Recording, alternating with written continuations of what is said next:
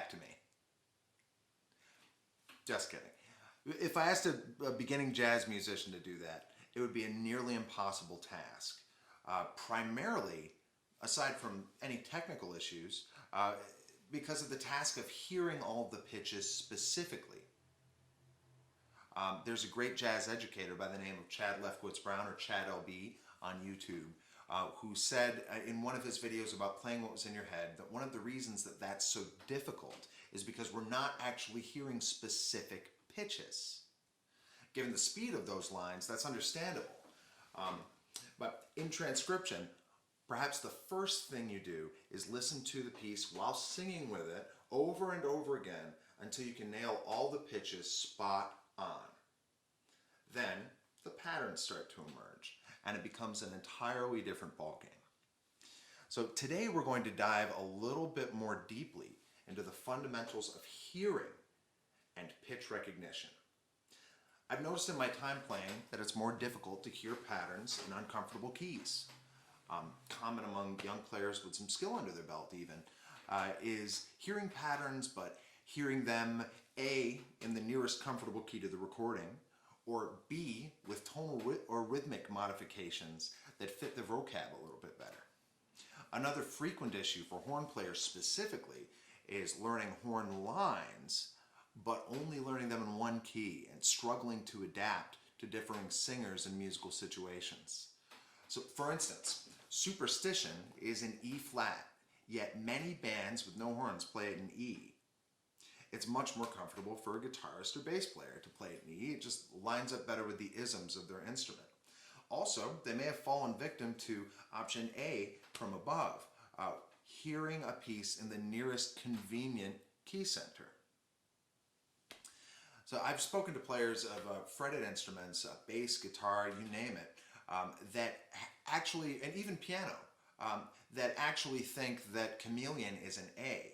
It's not, of course, it's in B flat, but A is much easier for fretted instruments, and when you get on the piano,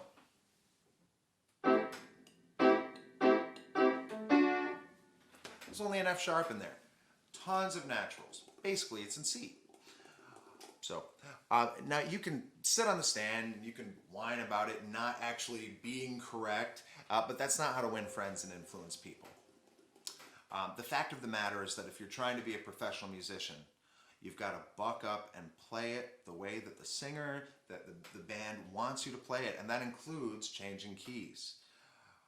It's part of the versatility required of being sort of a turnkey player. That'll get you the call back.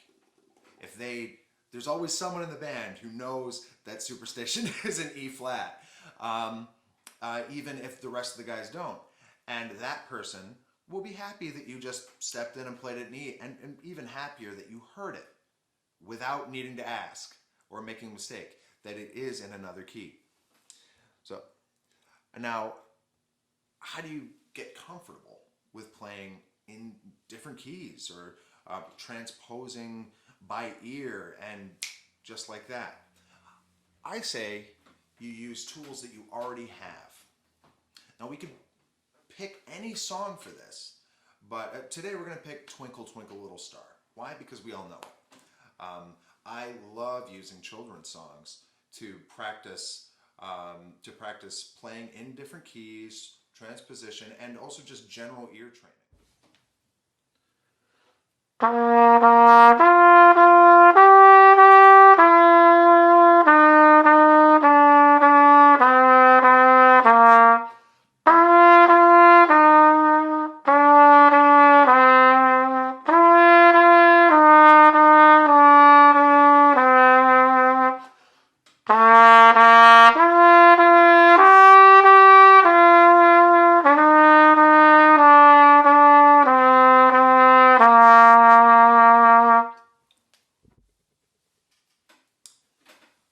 We'll call Do 1, Re 2, etc.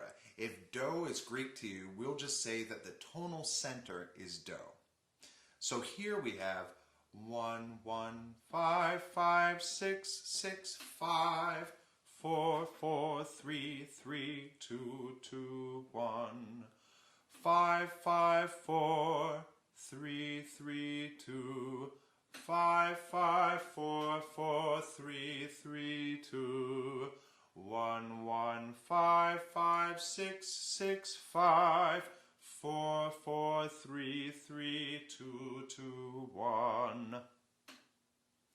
Now you can sing it through like that. You can play it along, but those all correspond to which notes these are in the major scale.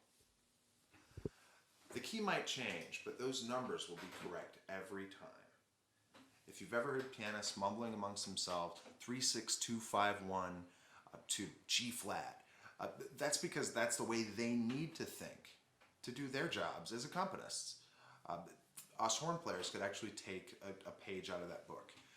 About half of my income over the past few years has been derived from being able to do just that. And at first, it took a lot of legwork. I got a 50 tune list that I needed to prepare in about, it was like 3 days or something. And I was panicking. I didn't know half of this stuff. And so I wrote it all out. I transcribed it, I wrote it all out, I did a little bit of playing by ear, and then I transposed it to whatever keys that the singers were singing in.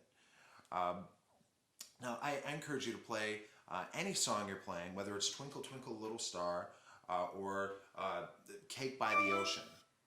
I encourage you to play them in all 12 keys by ear and to write them down. Now, why is that? It's my opinion that for the achievement of mastery, you must be able to play what you hear, write what you hear what is written, and play what's on the page. Cross all of the wires so that when one part of your musicality is turned on, the whole machine is up and running. If you play everything you know in all 12 keys, you will eventually remember the sound and feeling of a D flat, let's say, and not just your tuning note. Ba. Guess I have perfect pitch. Just kidding. I've played this 1,000 times. Play in other keys 1,000 times. Play songs you know that you have an internal recognition of the patterns of. You don't have to try to build a mountain or climb one in order to get to the top of your game. It's more important just to take one well-understood, well-rested step after another. Thank you so much to Making Music Magazine, Chuck Shield, for having me on this month. I hope this pro tip, as they call it, finds you well, finds everybody safe, and is as effective for you as it has been for me. Thanks so much, folks. I'm Nick Fields. Take care.